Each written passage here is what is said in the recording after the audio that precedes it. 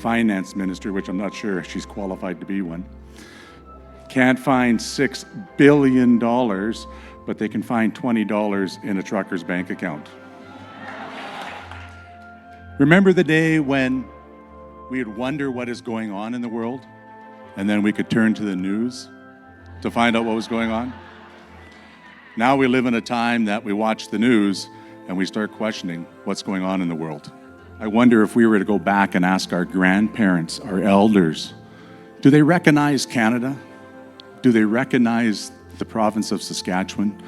Do they recognize our cities any longer? We have inherited the responsibility, and now it's our turn to uphold these rights and freedoms for generations to come.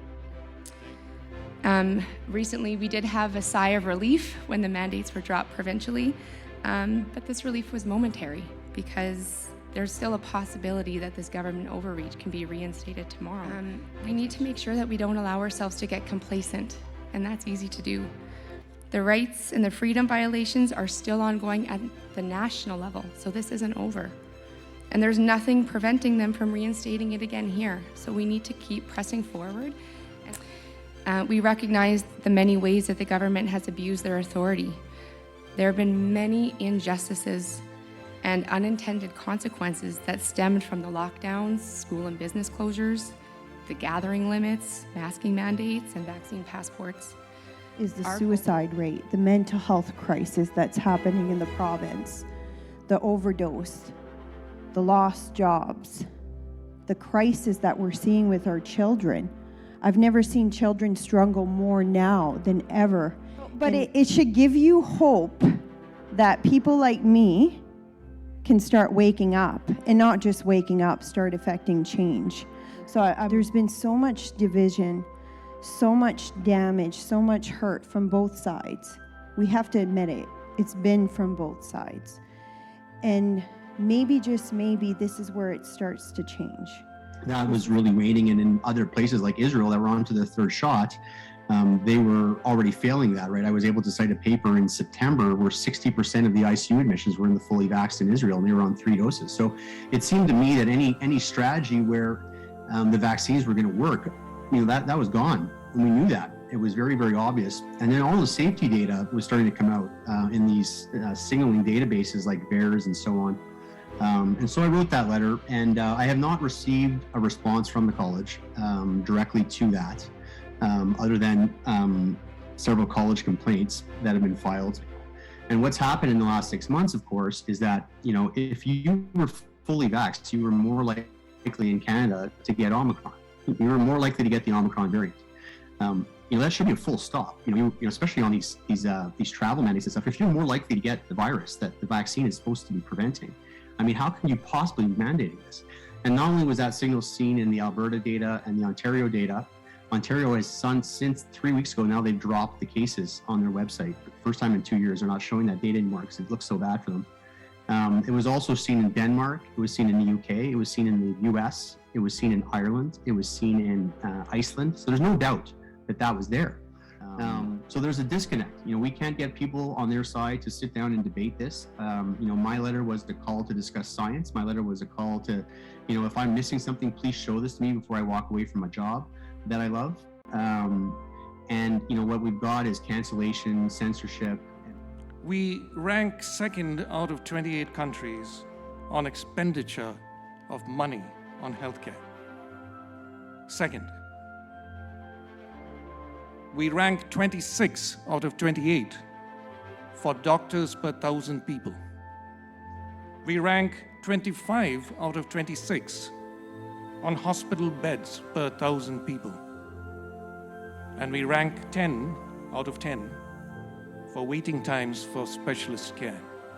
That's the reality. Okay? So we don't have a very good health system at all. Our Indigenous brothers and sisters constitute 16% of our people in Saskatchewan. But Indigenous people in Saskatchewan have one of the highest TB, tuberculosis incidences in the world.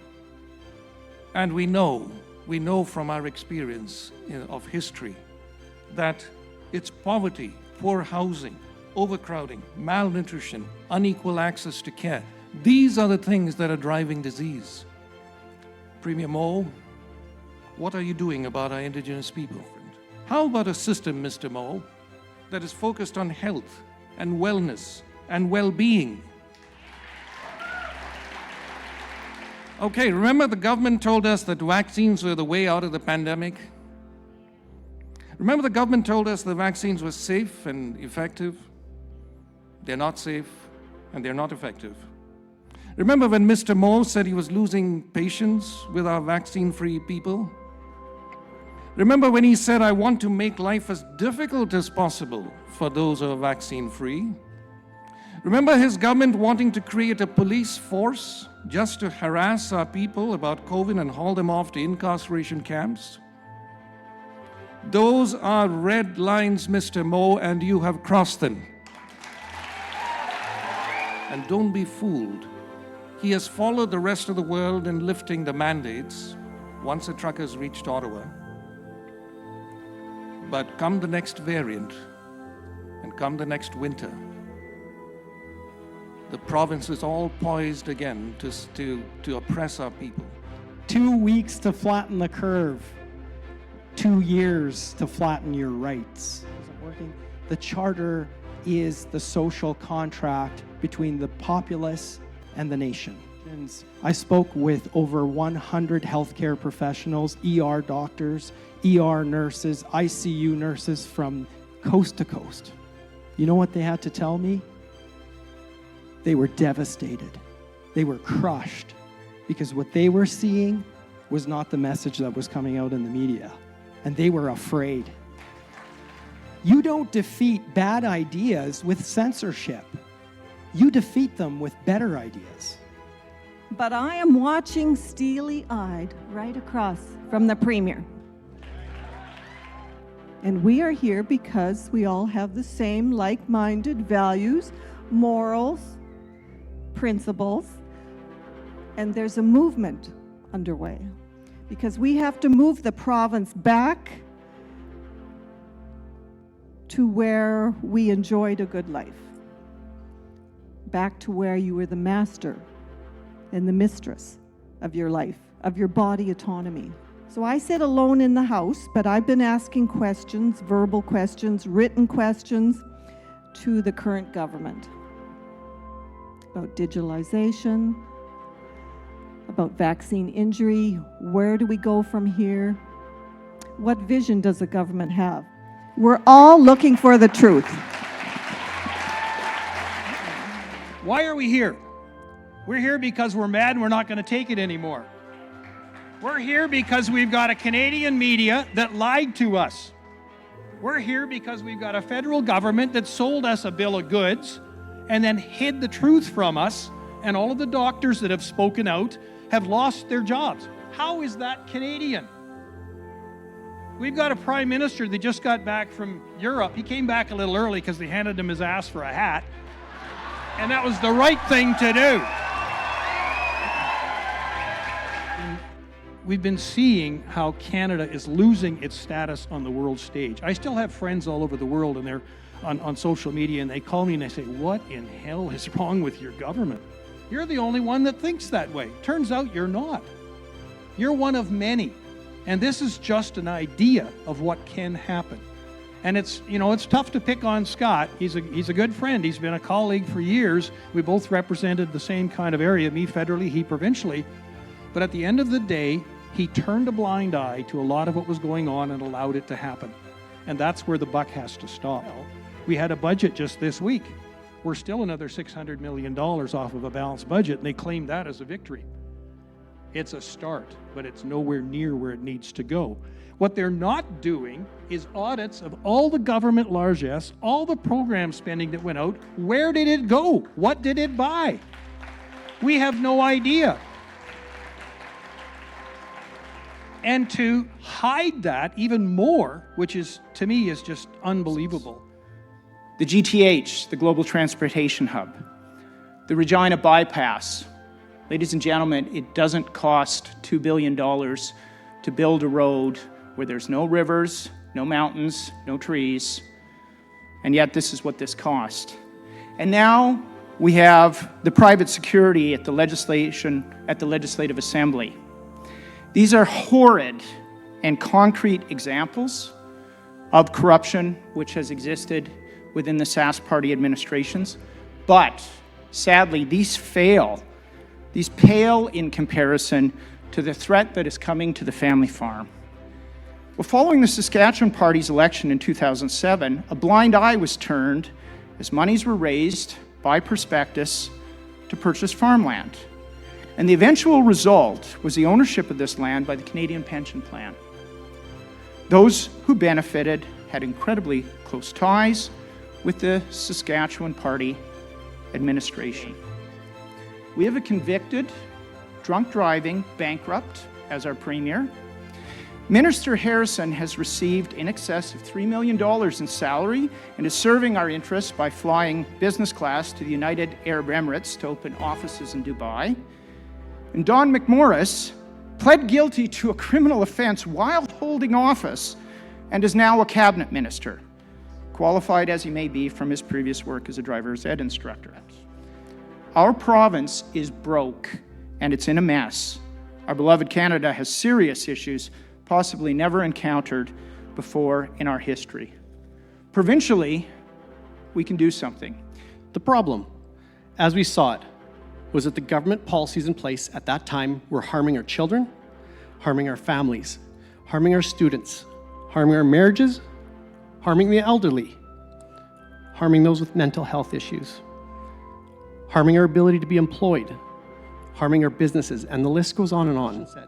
As a government, I'm quoting, "We've been patient with those who have chosen to remain unvaccinated, but the time for patience is over." And he wanted to make the lives of the unvaccinated uncomfortable. Well, at the time, I was sitting on the board for our local Sask Party MLA in our area. That was my line. I was done then. I can't have my name attached to that anymore. As our leaders, I get it. COVID was difficult. It was divisive. It wouldn't have been easy to be a politician over the last 2 years. But anybody who was part of that statement or supported it or stood up with it, I can't have my name attached to that because that's our leaders dividing us. Now is a time for change. The problem is we have a government that we need to replace. That's what I believe to be the problem, what our steering committee believes to be the problem. So what's the best possible solution to that problem? We think it's to create the political vehicle that will attract the greatest number of people, will support the party, will call it their political home, and that will give us the highest probability chance of winning. We know this is a very aggressive play. There are not any guarantees, and we might lose. But we feel we owe it to each other. We owe it to our friends. We owe it to our families. We have to try. And if we're going to try, we have to take the path that has the highest probability of winning. We are suggesting that the people in this room come together to form your own political party. You build the party from the ground up. It's a blank slate. Make it how you want it. Show. There's nobody here that just wants to be a politician to just go for the race and see how it goes. We want to win the next election, period. So here's our proposal. If you're interested in being a part of this movement, we think step one. I've brought sign-up sheets. If you don't like to email, if you have sign-up sheets, we've brought sheets that you can come and physically sign up your name, your cell number, and your nearest community. Any information you give us will not be shared. This will be private. There's an email up. We just made it. newsaskpartyemail@gmail.com. And please note that when you send your name in, you're not saying you're committing to this party because you don't even know. All you know is you've liked the presenters here. You liked what you've heard. We want to win the election because we want to put in good government. So whether you're left, right, NDP, Saskatchewan Party, you don't have a party. If you want freedom, honesty, integrity, good governance, again, vaccinated, unvaccinated, we're going to make a political home for you. You're going to make your own political home.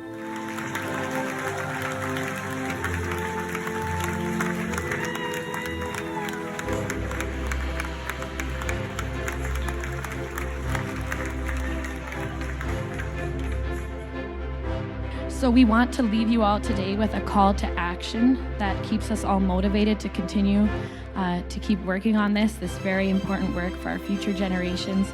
And we just want to leave you with, if not now, then when? And if not us, then who?